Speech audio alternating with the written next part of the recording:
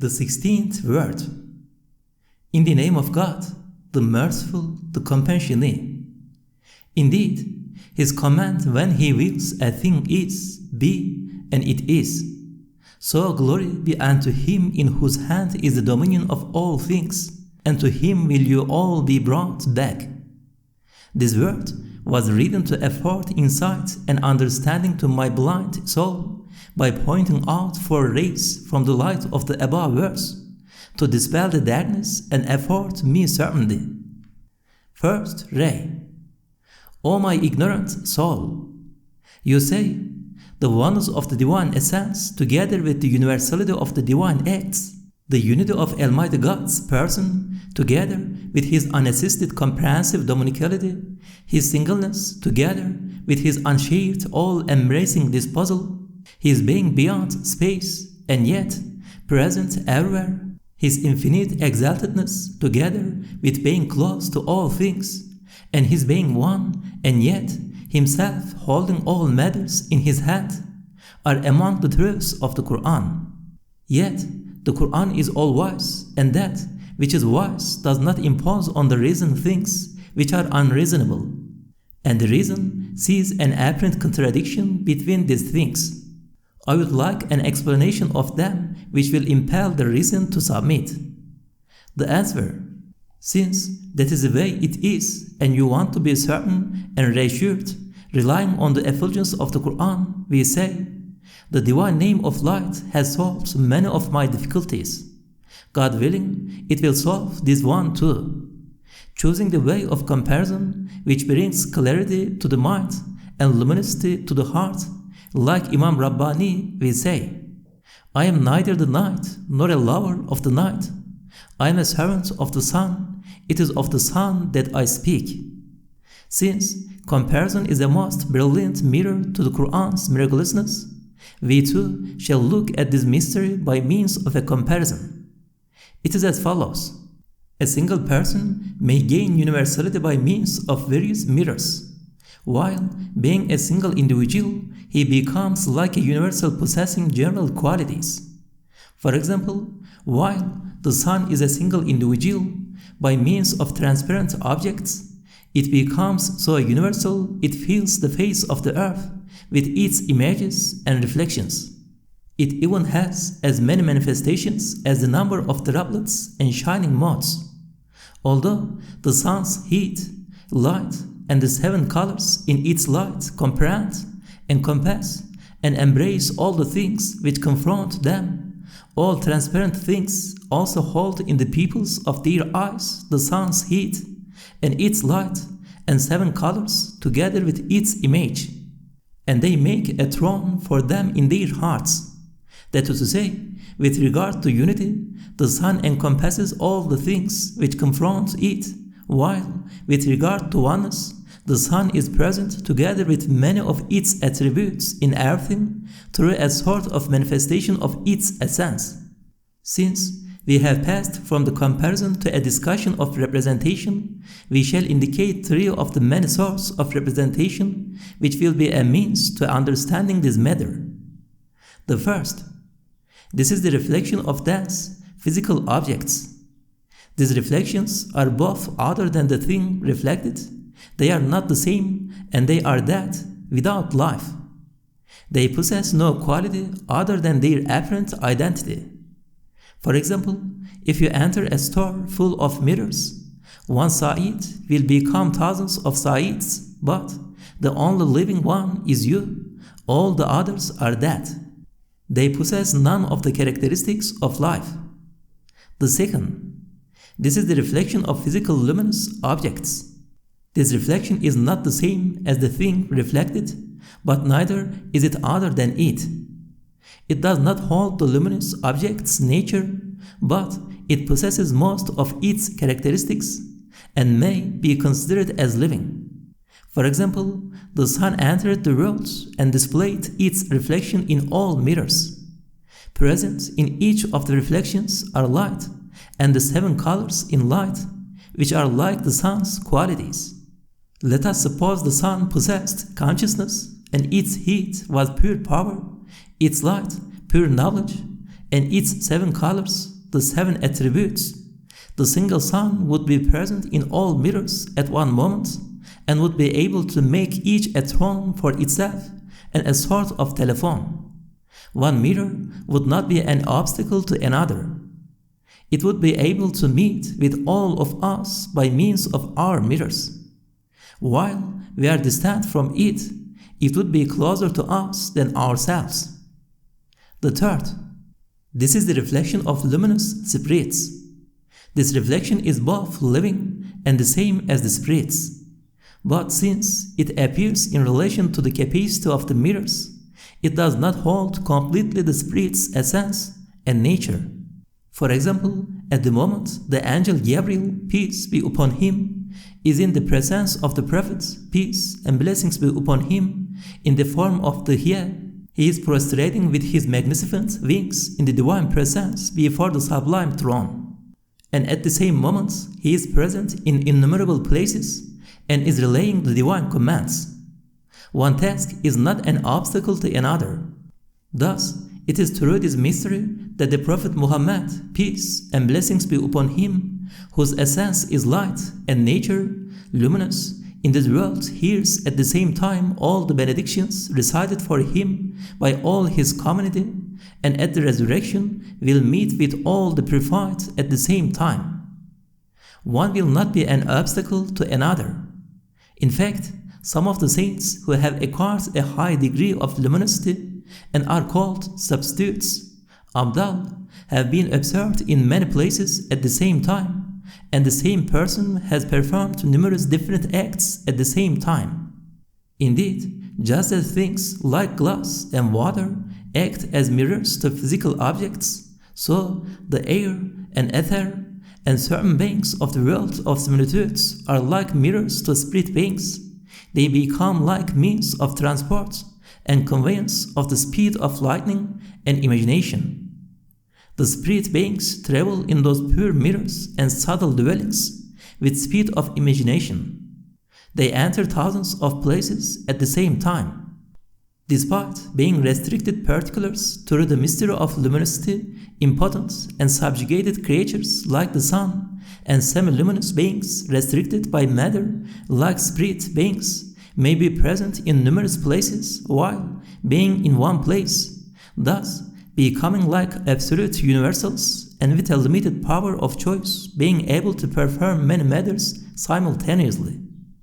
Thus, what thing may hide itself from address of oneness, which is within the manifestation of the attributes and acts of the most pure and holy one through his universal will, absolute power, and all-encompassing knowledge?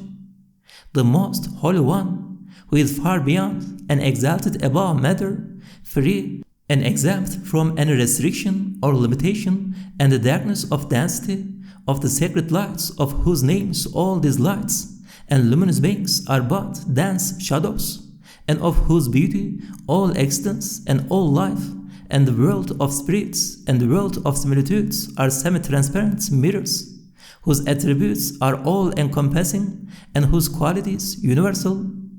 What matter could be difficult for him? What thing can be concealed from him? What individual can be distant from him? What person can draw close to him without acquiring universality?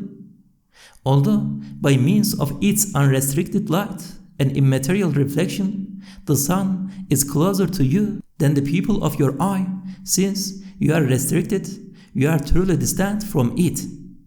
In order to draw close to it, you have to transcend numerous restrictions and pass over many universal degrees. Simply, in effect, you have to expand to the size of the earth and rise as far as the moon. Then you may be able to approach directly to a degree the sun's essential level and meet with it without veil. In just the same way, the glorious one of beauty and beauty's one of perfection is infinitely close to you, and you are infinitely distant from him. If your heart has strength and your mind eminence, try to put the points in the comparison into practice. Second ray. O my senseless soul, you say that verses like, indeed, His command when He wills a thing is be, and it is. And it will be no more than a single blast, when lo, they will all be brought up before us. Show that the existence of things is instantaneous and merely through a command, and that verses like, such is the artistry of God, who disposes of all things in perfect order, and who has created everything in the best way. Show that existence of things is gradual through a vast power within knowledge and a fine art within wisdom. What is the point of agreement between them? The answer: relying on the effulgence of the Qur'an, we say, firstly, there is no contradiction. Some are like the former, like primary creation, and some are like the latter, like the repetition of creation. Secondly, the infinite order and extreme skill, fine art, and perfect creation, together with the ease, speed, multiplicity, and extensiveness which are observed in beings, testify decisively to the existence of the truths of these two sorts of verses. Since this is so, proving it to be true outside this and making that the point of discussion is unnecessary. It should rather be asked, what is the wisdom in them? What is their meaning and purpose? Thus, we shall point to this wisdom with an analogy in the form of a comparison. For example, a craftsman like a tailor creates something artistic with much difficulty and employing many skills and makes a model for it. Then he can make others similar to it quickly and without difficulty. Sometimes even it becomes so easy they are as though made at a command, and they acquire a powerful order in that way. Like a clock, they function and work as though at the touch of a command. In just the same way, after making this palace of the world and all its contents originally, the all-wise maker and all-knowing inscriber gave everything, particular and universal, the whole and the parts, a specified measure and proportion through an ordering of divine determining, like a model. So, look, making every century a model, the pre-eternal inscriber clothes them with bejeweled new worlds through the miracles of his power. And making every year a scale, he serves skillfully fashioned new universes through the wonders of his mercy, according to their stature. And making every day a line, he writes the decorated, constantly renewed beings in them through the subtleties of his wisdom. Furthermore, just as that absolutely powerful one makes each century, each year, and each day a model, so he makes the face of the earth, and the mountains, and plains, gardens, and orchards, and trees, each a model. He continuously sets up new universes on the earth, and creates new worlds. He removes one world and replaces it with another, well-ordered world. Season after season, he displays the miracles of his power and gives of his mercy in all the gardens and orchards. He writes them all as wisdom-displaying books, establishes them as kitchens of his mercy, and clothes them in ever-renewed garments full of art. Every spring he arrays all trees in raiments of brocade, and adorns them with fresh jewels like pearls. He fills their hands with the star-like gifts of his mercy. Thus, the one who performs these matters with infinitely fine art and perfect order, and changes with infinite wisdom, bounty, and perfection of power, and art the traveling worlds which follow on one after the other, and are attached to the string of time, is certainly all-powerful and all-wise. He is all-seeing and all-knowing to an infinite degree. Chance cannot interfere in his works. He is the all-glorious one who decrees. Indeed, his commands when he wills a thing is, be, and it is, and the decision of the hour is as the twinkling of an eye, or even closer. And both proclaims the perfection of his power, and that in relation to his power, the resurrection and great gathering are most easy and free of trouble. Since his creational command comprises power and will, and all things are entirely subjugated and obedient to his command, and he creates with no difficulty or hindrance in order to express the absolute ease in his creating.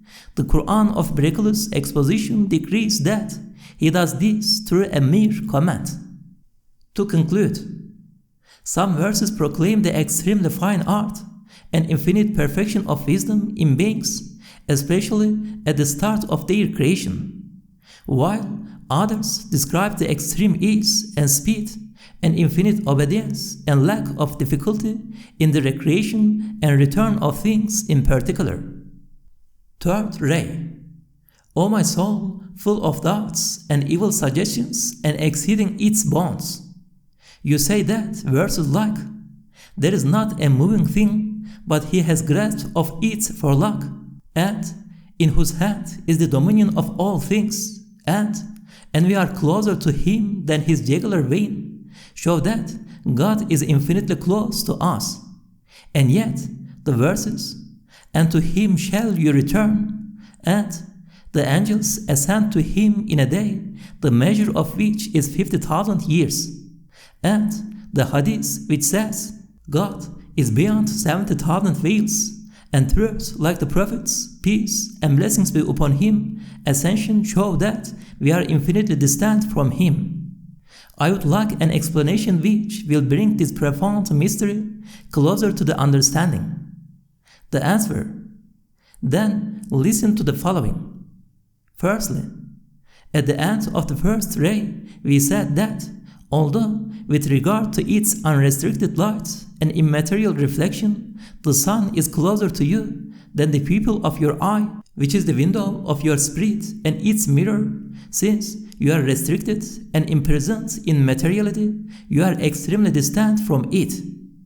You can make contact with it only through some of its reflections and shadows, and meet with it through a sort of its minor and particular manifestations, and draw close to its colors, which are like a category of attributes, and to its rays and manifestations, which are like a class of its names. If you want to approach the sun's essential level and meet with the sun's essence directly in person, then you have to transcend very many restrictions and traverse very many levels of universality. Simply, after abstracting yourself from materiality, becoming enlarged to the extent of the earth, expanding in the spirit like the air, rising as far as the moon, and resembling the full moon, only then can you claim to meet with it in person without veil and to draw close to it to any degree. In just the same way, the all-glorious one of perfection, the peerless one of beauty, the necessarily extant one, the giver of existence to all beings, the eternal Son, the monarch of pre-eternity and post-eternity, is closer to you than yourself. Yet you are infinitely distant from him. If you have the power, put the fine points in the comparison into practice. Secondly, for example, and God's is the highest similitude. Among many names, a king's name of commander appears in many spheres, one within the other.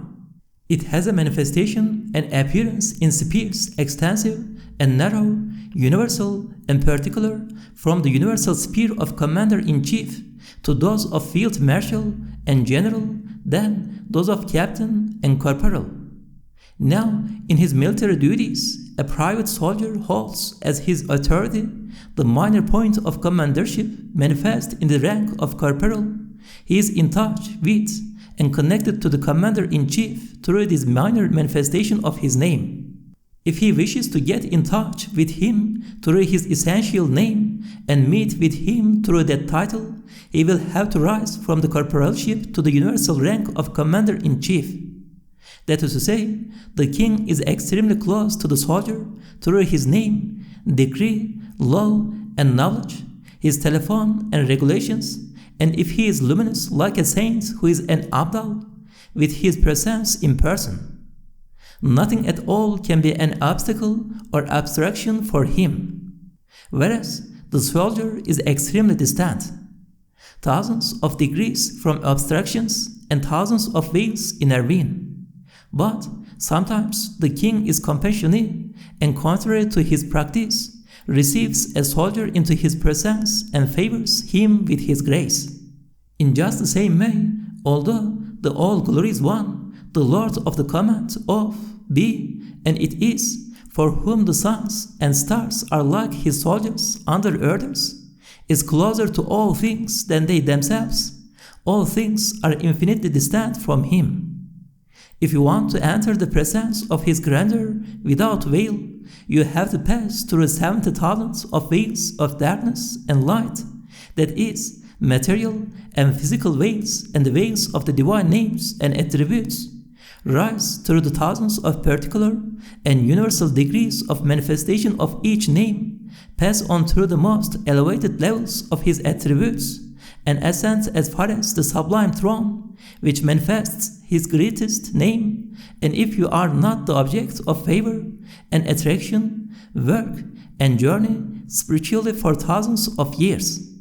For example, if you want to draw close to him through his name of Creator, you have to have a relationship through the particularities of your own Creator, then in regard to the Creator of all mankind, then through the title of Creator of all living creatures, then through the name of Creator of all beings.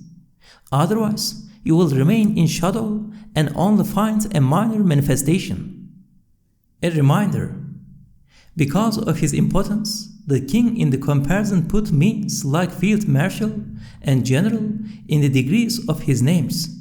But the absolutely powerful one, in whose hand is the dominion of all things, has no need of intermediaries. Intermediaries are only apparent, a veil to his dignity and grandeur.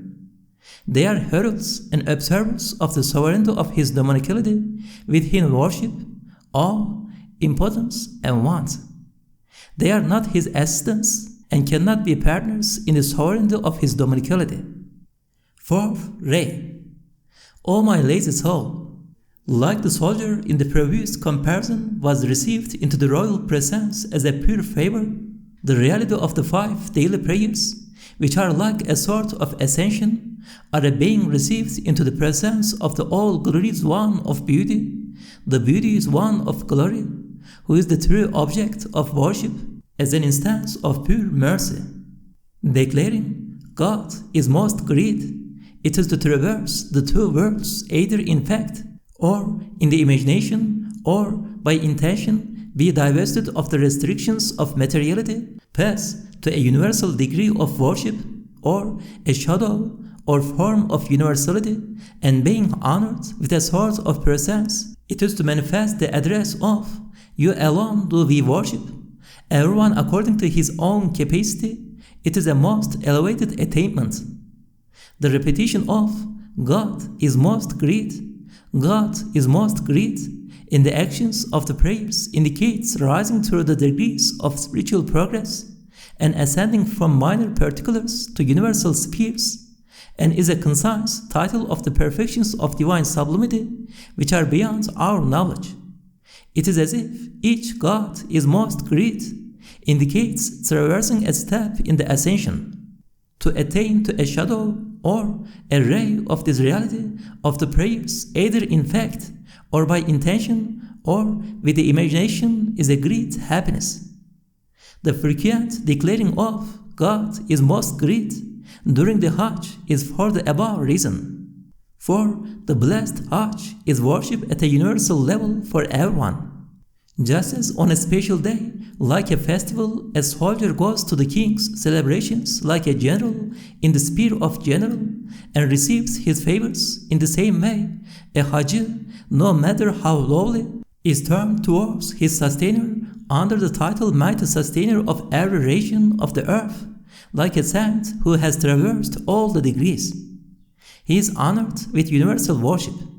For sure, the universal degrees of dominicality open with the key of the Hajj, and the horizons of the tremendousness of Godhead, which are visible to his eye through its telescope, and the spheres of worship which gradually unfold to his heart and imagination through its observances, and the heat, wonder, awe, and dread of dominicality caused by the levels of sublimity and last stage of manifestation can only be quieted by God is most great.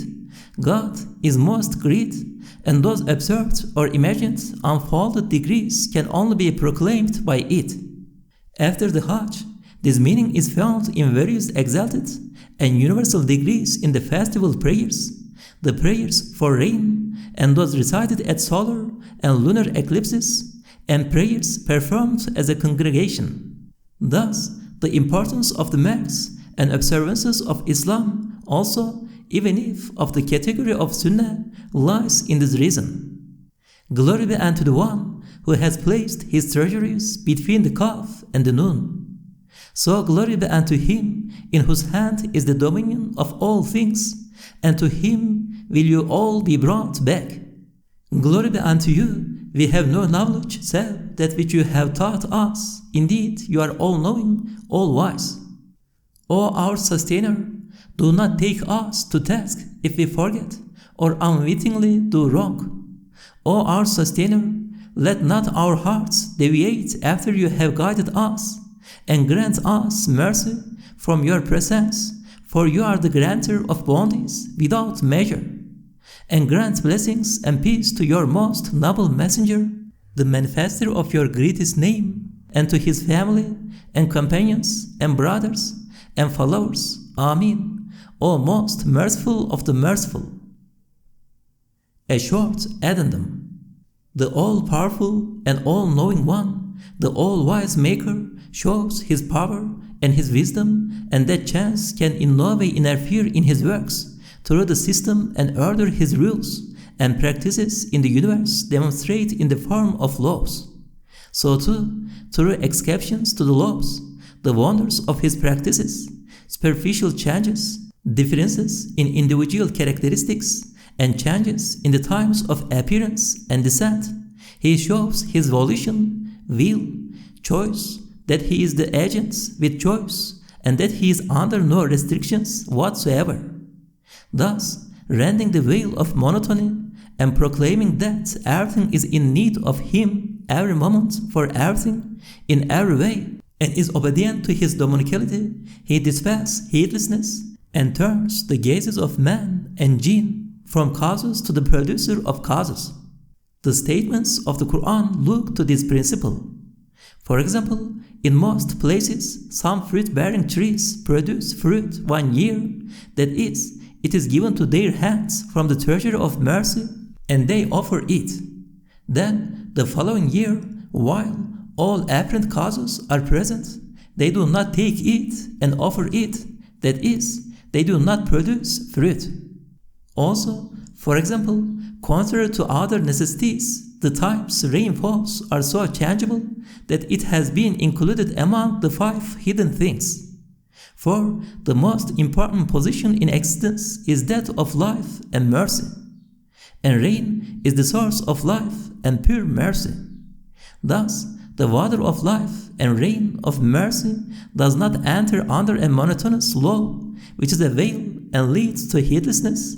Rather, the all-glorious One, who is most merciful and all-compassionate, and the bestower of bounties and giver of life, holds it in his hand directly, without veil, so that the doors of supplication and thanks will all the time be left open. And for example, the giving of sustenance and determining of particular features are works of special favor, and their occurring in unexpected ways shows in excellent fashion the will and choice of the Sustainer. You may make further comparisons with other divine acts, like the disposals of the air and weather and the subjugation of the clouds.